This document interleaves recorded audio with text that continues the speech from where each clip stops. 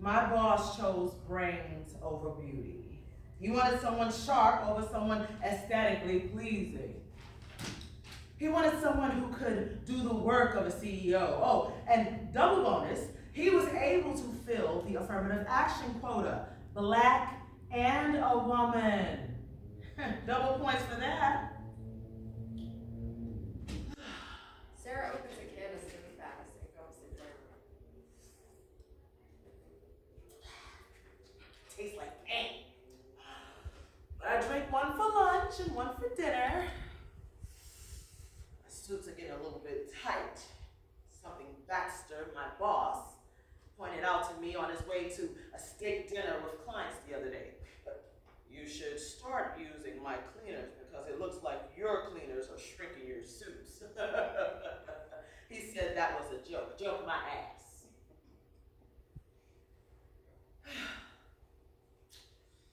I've been here 4 years now.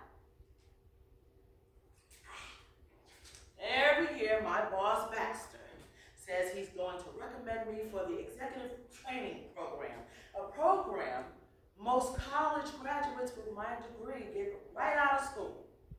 He wants me to believe that our company operates as a meritocracy, even though I know the new junior executive, Chad, yes, his name is Chad, got the position because his father is one of Baxter's golf buddies. I'm supposed to pretend that there's a level of equality here. Like Jesse says, keep hope alive.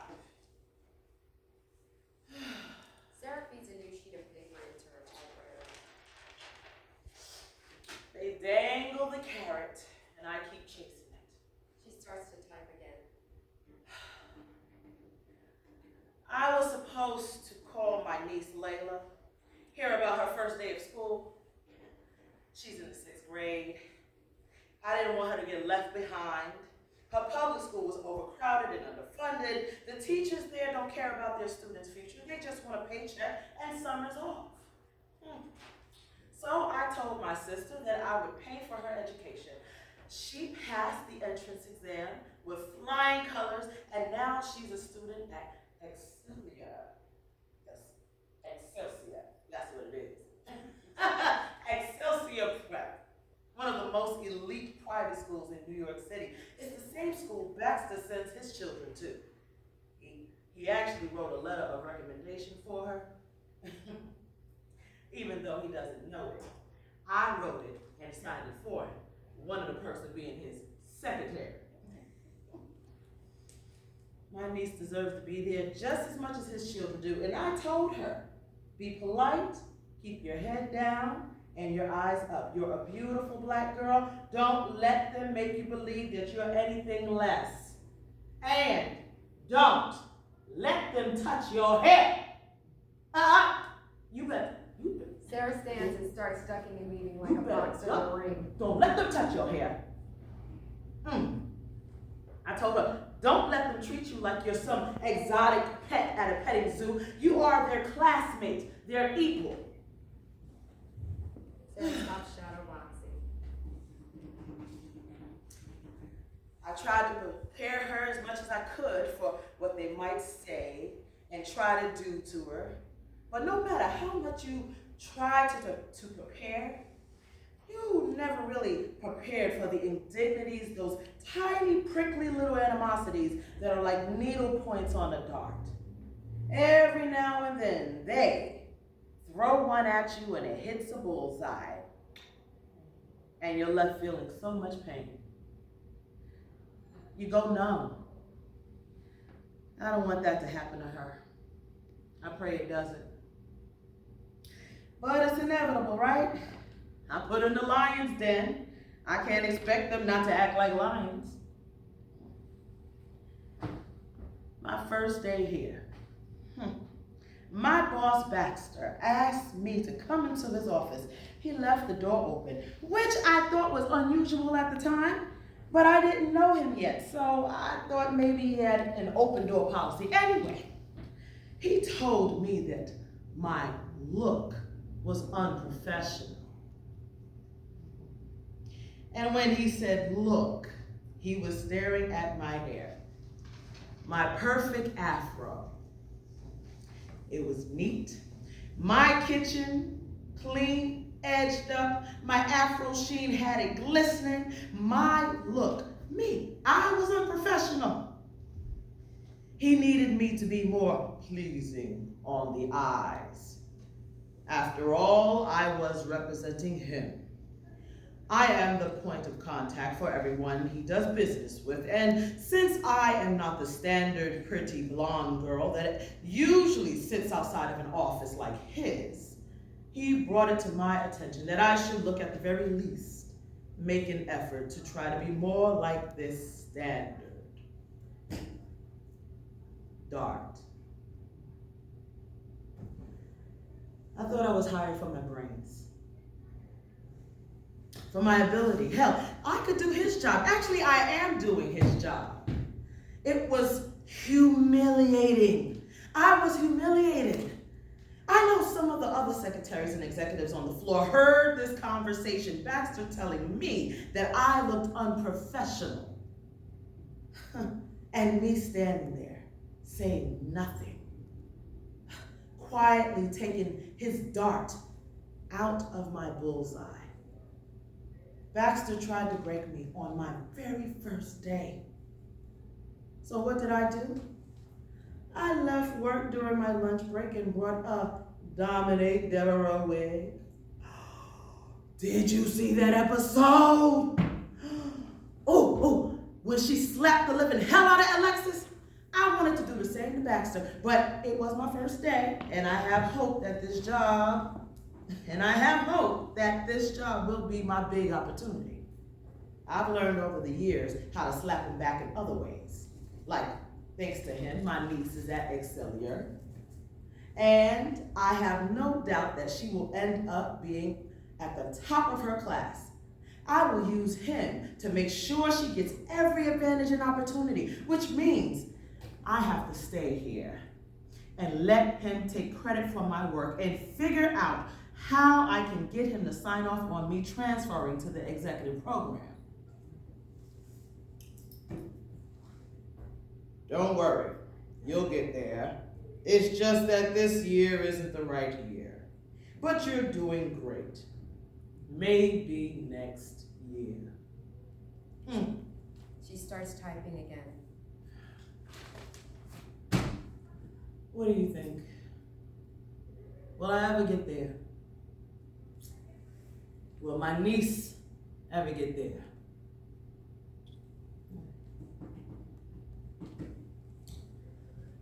My skin is black. My arms are long. My hair is woolly. My back is strong. Strong enough to take the pain, inflicted again and again. What do they call me? They call me.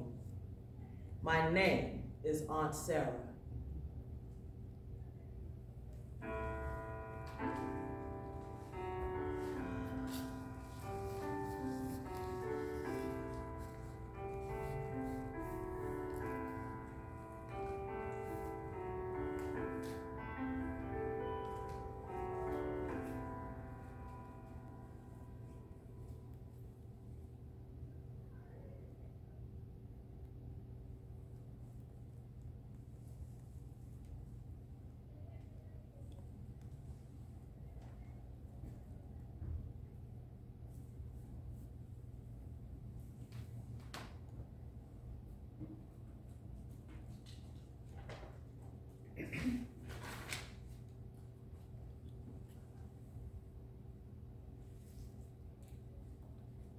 Whenever you're ready.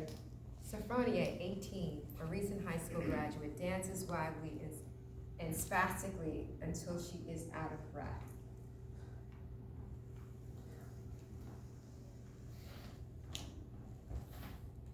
Sisters! Hopefully this will stay on.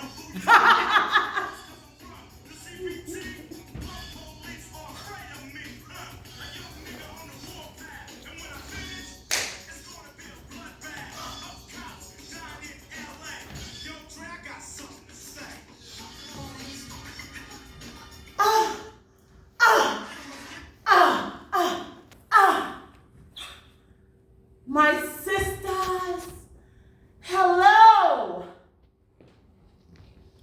I said hello. Hello. Now I know the lyrics to that song are pretty strong. Some would say crude, but they are so accurate. Do you know that the most hunted man on earth is a black man? And when I say wanted, I mean hunted. The police, what they did, what they just did, it was terrible. And songs like this, they express that, you know, the terror, the horror, the anger. So maybe it's hard to listen to, but maybe you should listen. Maybe the whole world should listen. My parents hate that kind of music. My father, in particular, preferred jazz. And my mom, easy listening. Like Kenny G or Michael Bolton. My father thinks hip-hop is poisoning the minds of black youth, promotes criminality. I told him it's just the opposite. It brings awareness to our problems. You know, he had the nerve to laugh at me when I said our problems. He said that I was more like the Prince of Bel-Air than Boys in the Hood. He thinks because I grew up in the suburb that I don't understand what's going on in the inner city. I read, I watch, I listen. I saw that video.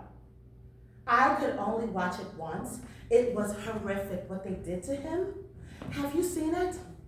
What those cops did to Rodney King? Oh my God! I've never seen anything like it. My parents tried to tell me but that they didn't believe that that world didn't exist. What those cops did, it was criminal. They are the real criminals. My dad says that as a black man, you have to be aware that things like that can happen. To avoid situations like that, you need to make sure that you don't draw attention to yourself, especially around law enforcement. I was like, Dad, you can't be serious. You think the solution is to behave like a good Negro? Like a good little Negro? No! What we need to do is riot! Burn shit down to the ground! My dad is such an Uncle Tom. He is a Clarence Thomas wannabe, a corporate lawyer, and just like good old Clarence, he married a white woman, my mom. And don't let me get started on my mom's family and how they feel about what happened to Rodney King.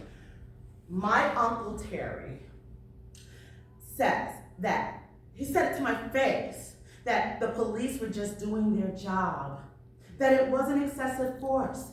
And my grandparents and Terry's ditzy wife, Amy, agreed. They don't know what it means to be black in this country. My father said, I don't either because I'm biracial. I told him and my Uncle Terry that his ditzy, crackle barrel loving wife, that I am a black woman. You know what my father said? He laughed at me. You know what my Uncle Terry said? He said, you're not black, you're beige. Neither of them took a word I said seriously. I have to admit, other than my father's family, who I barely get to see, I really don't know any black people. I don't have any black friends. They're mostly Jewish, but that's not my fault, okay?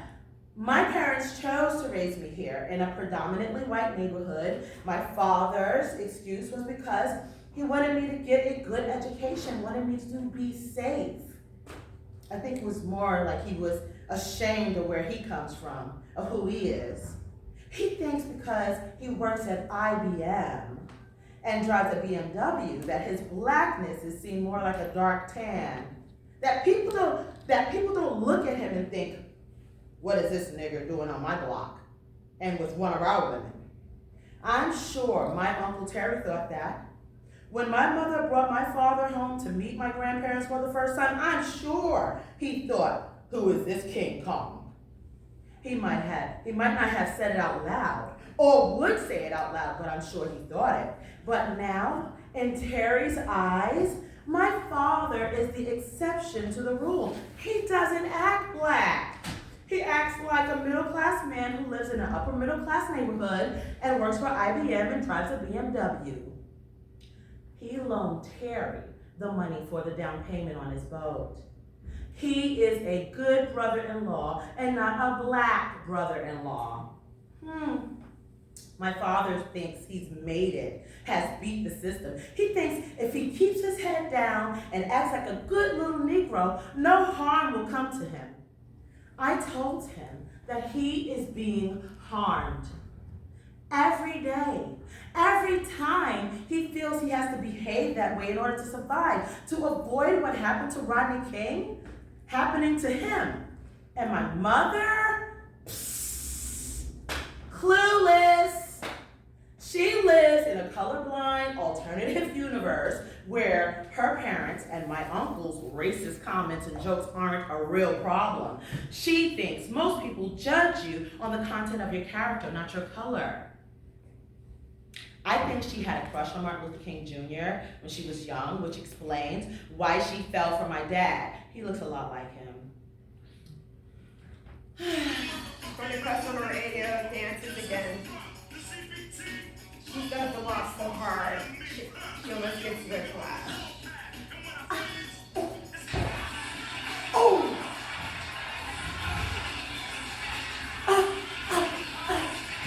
Yeah! Fight this win!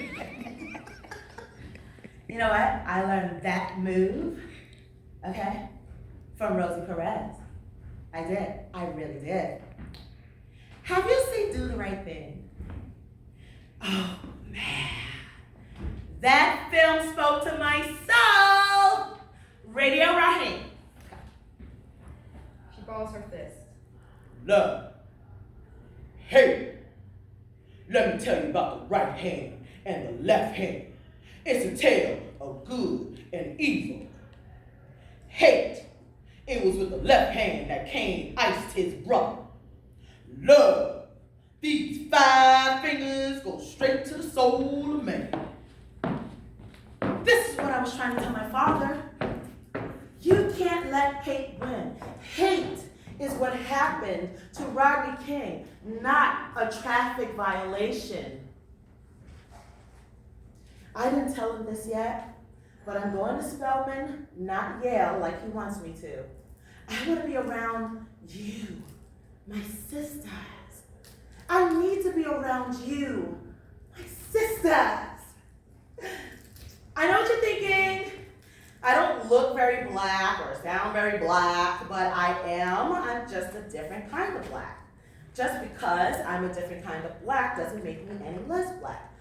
Just because my mother is white doesn't make me any less black. Once, when I was 10 years old, my father took me to his old neighborhood in New Jersey, Newark. Do you know it? And did you know that Queen Latifah is from there? I love Queen Latifah. I asked my dad if he knew her. He said he didn't. Claudia cuts on her radio again. She dances around. I love Queen Latifah. I want to be like her. A strong black woman. Who you calling a bitch?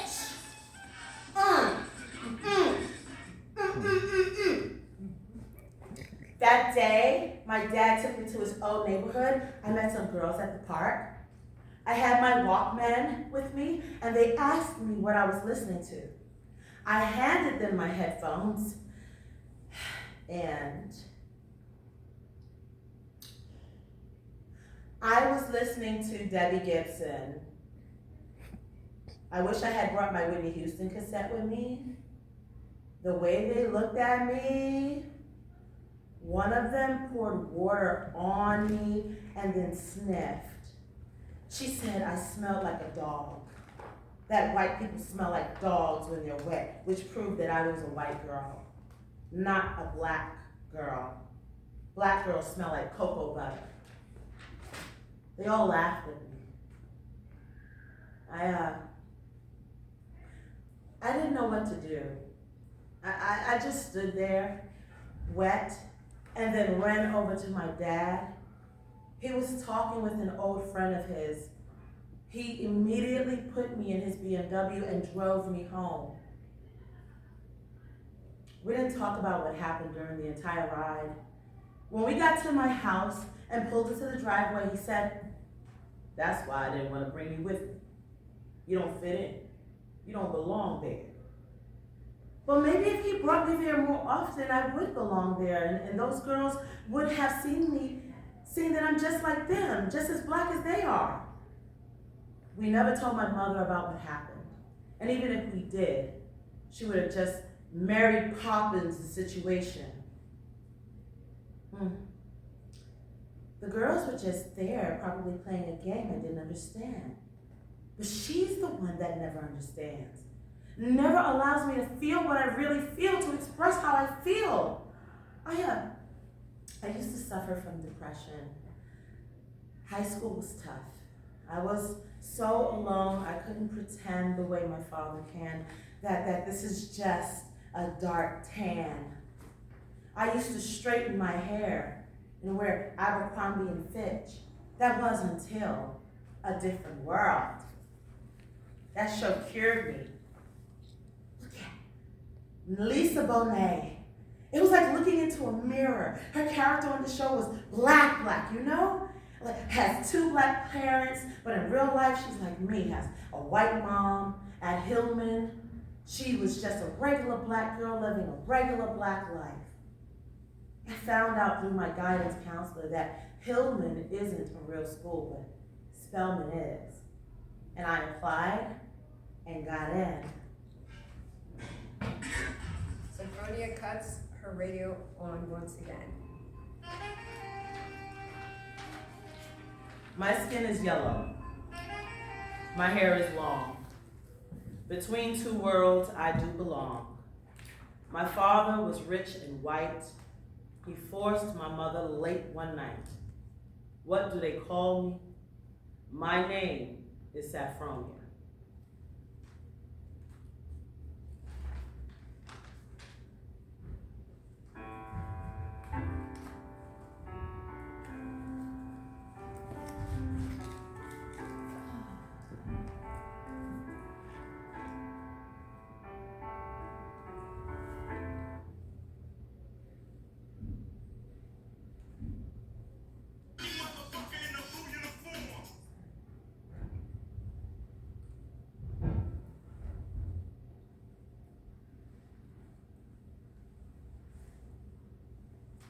Sweet Thing, 24, a pop star that's on the verge of being a mega pop star, argues on her cell phone with her manager, Derek. She holds up a skimpy outfit that leaves little to the imagination in her hands. I'm telling you, Derek, I'm not wearing this. This isn't me anymore. She stares at the costume. I know this is my first tour. I know the designer is hot right now, but why I gotta have my breasts and ass cheeks all out? People are coming to hear me sing, not. I don't give a bullshit about sex sells. You want me to walk out on stage looking like a $2 hooker? I might be from Hunts Point, but I ain't never been on Hunts Point. You feel me? Please stop. Please, just stop. Are you threatening me? Oh, you're not threatening me. Oh, the label is threatening me. I don't care if Beyonce's leaving Destiny's Child to go solo. She ain't got no competition for me. Stop it. Just cut it out. Just cut it out. Why can't that be on some Diana Ross shit instead of some Little Kim shit? Oh, you on that. Let's get paid now. And you've been getting paid, Derek. Checks is clearing. You know what? I'm hanging up on you right now. Yup. Yes, I am. Yup, right now. Sweet Thing rings up. She's upset. Oh, dude, got my pressure up. She pops a pill, but it isn't for blood pressure. It's a vitamin. A few seconds pass. Her phone rings. It's Derek again. She gives her phone the middle finger with both hands, then grabs it. Your ass is going straight to voicemail. She turns her ringer off. How you like me now? Now, what happened to the days when black women were classy? Like Lena Horne, Diane Carroll, Billie Holiday, who I admit was a drug addict, but no disrespect, But on stage, she was a goddess. None of them had to put their cookies on a platter like I do. They were elegant, just straight up fucking classy. And on top of all of that, talented as hell. Their talent made them legends. That's what's important, right? The talent. The way you use the instrument that God gave you. But nowadays, people just auto-tune that shit and focus on the vessel. How much skin you gotta show. How much junk is in your trunk. And how little you put over that trunk. I'm so sick of this. I'm done with all of it. I'm gonna rebrand. Change my image. I'm sick of how low you have to go to make the heights of success in this industry. My voice should be enough. My talent should be enough. I'm gonna remind my team that Lauryn Hill put her talent on display, not her tatas, and still got Grammys. I'm gonna tell Derek and the team that. Derek is my manager. He should have my back, not theirs. Sweet Thing picks up her phone and dials. Derek answers. Hey Derek, I was thinking, how about we bring Neo Soul style back? You know, like Erykah Badu or India Arie. So what? I don't care. I know rehearsals start tomorrow. I know how much we've already spent. But Derek, you don't have to remind me. I did what I have to do to get through the door, but now I'm in the room.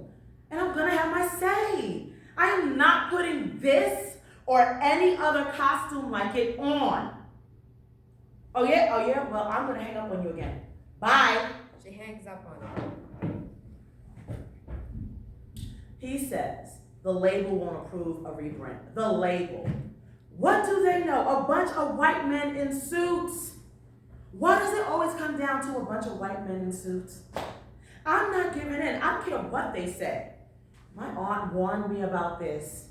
My youthful ambition, she called it. She said, Layla, all that glitters isn't gold. But I was headstrong and 18. I was desperate to become the black Mariah Carey. You know, before she decided she wanted to be black. Now her tits and ass on display too. Guess it's not safe for any of us. My aunt. I can only imagine her face when she sees me on stage in that. Sweet Thing points to the costume on the floor. She's never been to any of my shows, but she said she'll come to the opening night of my tour. She's the one smartest person I know. I love her like a mother, but she doesn't understand me. My need to be bigger in life. She doesn't get it. She thought sending me to one of the most prestigious and whitest schools in this city would put me on the track to becoming, I don't know, someone important, groundbreaking.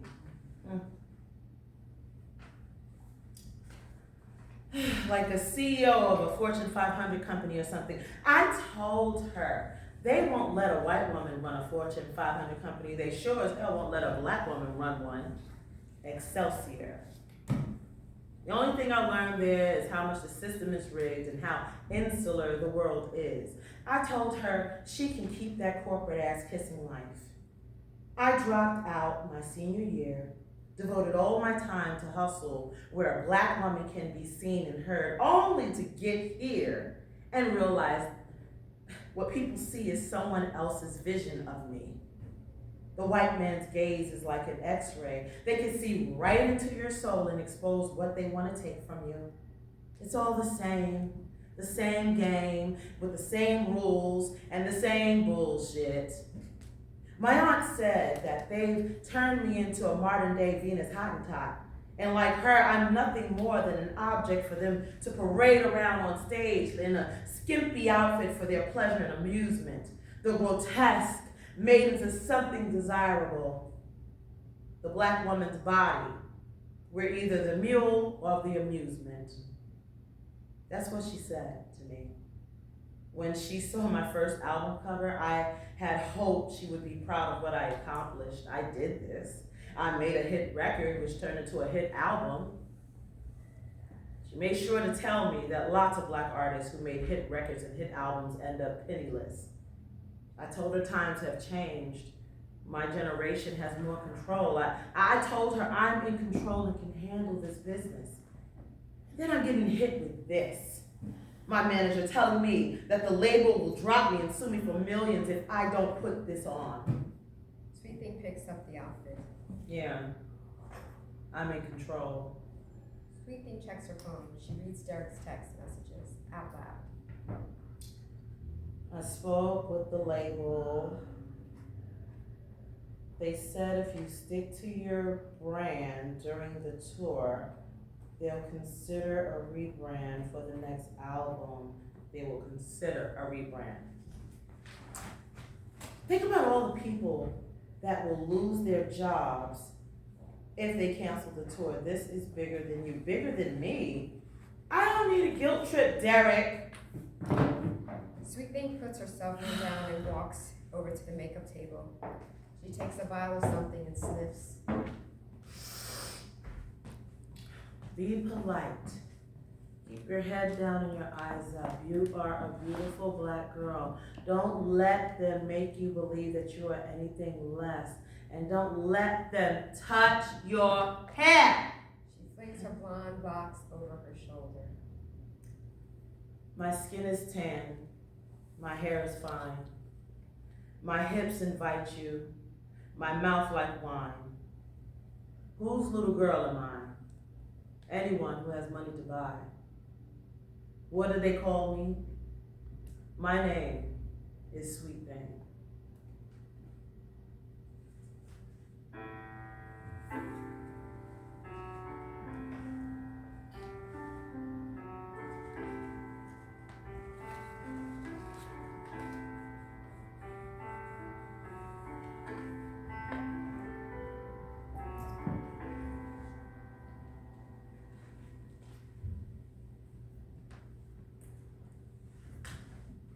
Peaches, 28, a woman on the edge, tries to hold back her rage.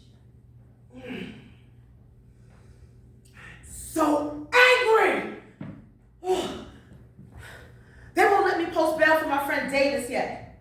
He's been in jail for a week, 7 whole days. He was protesting with me, making a mural on the sidewalk, and they snatched him up, arrested him for vandalism. She takes heavy breaths, tries to calm herself down.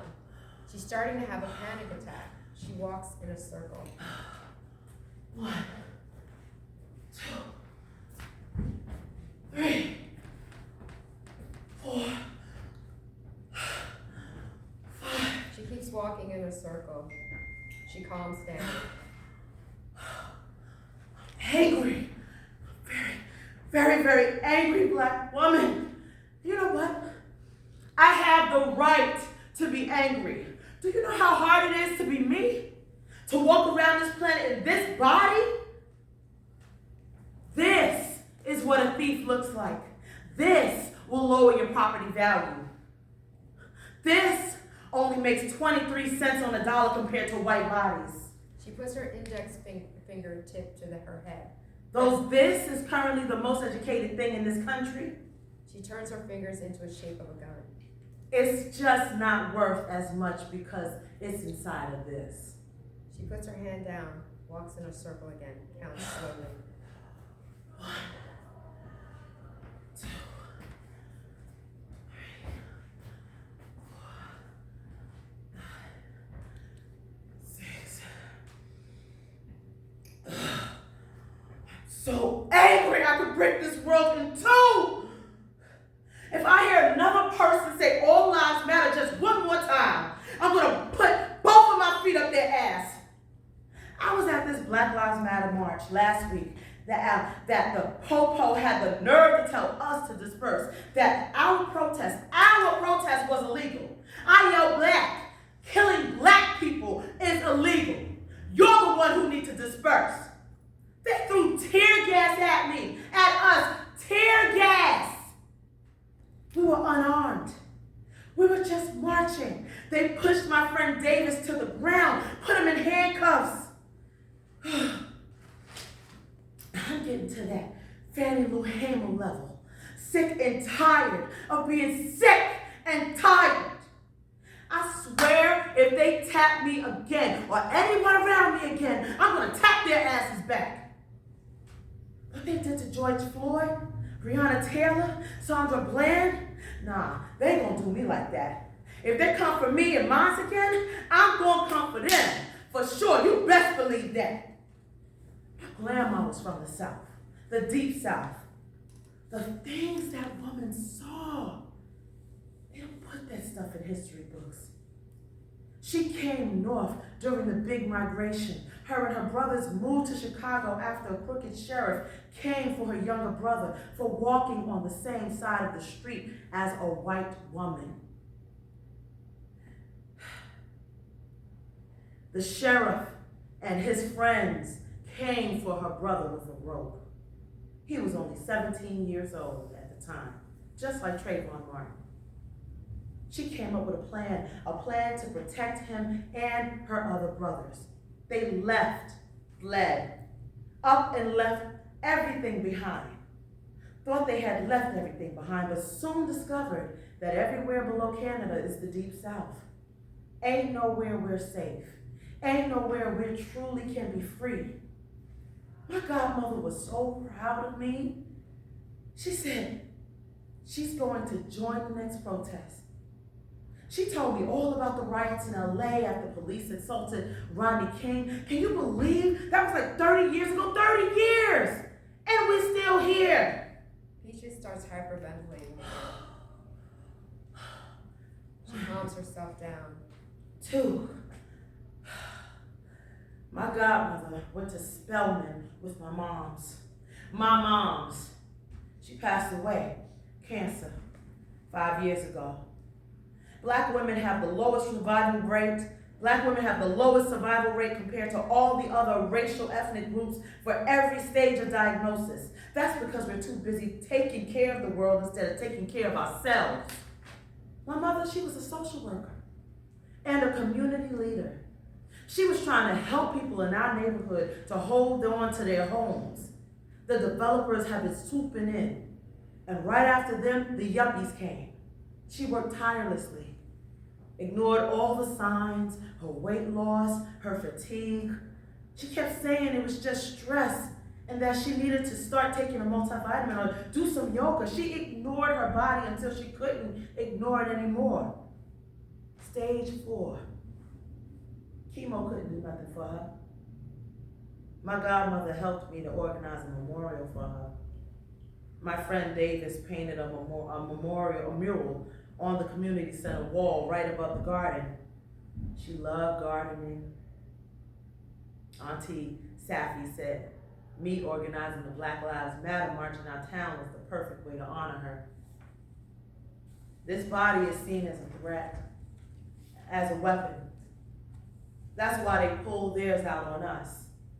It was supposed to be a peaceful march, a peaceful protest. All we want is peace, to live, to breathe. We deserve life. Peaches picks up a sign, Black Lives Matter is written on it. She marches around in a circle, holding the sign up in the air. Black lives matter. Black lives matter. Black matters. Women matter. Black women matter. We matter. Women, we matter. Our lives matter. My mother matters. My grandmother matters. My godmother, Symphonia, matters. My cousin, Sweet Thing, who wrote the protest song for the movement, matters. My Aunt Sarah matters. My skin is brown. My manner is tough. I'll kill the first mother I see. my life has been rough. I'm awful bitter these days because my parents were slaves. What do they call me? My name is Peaches.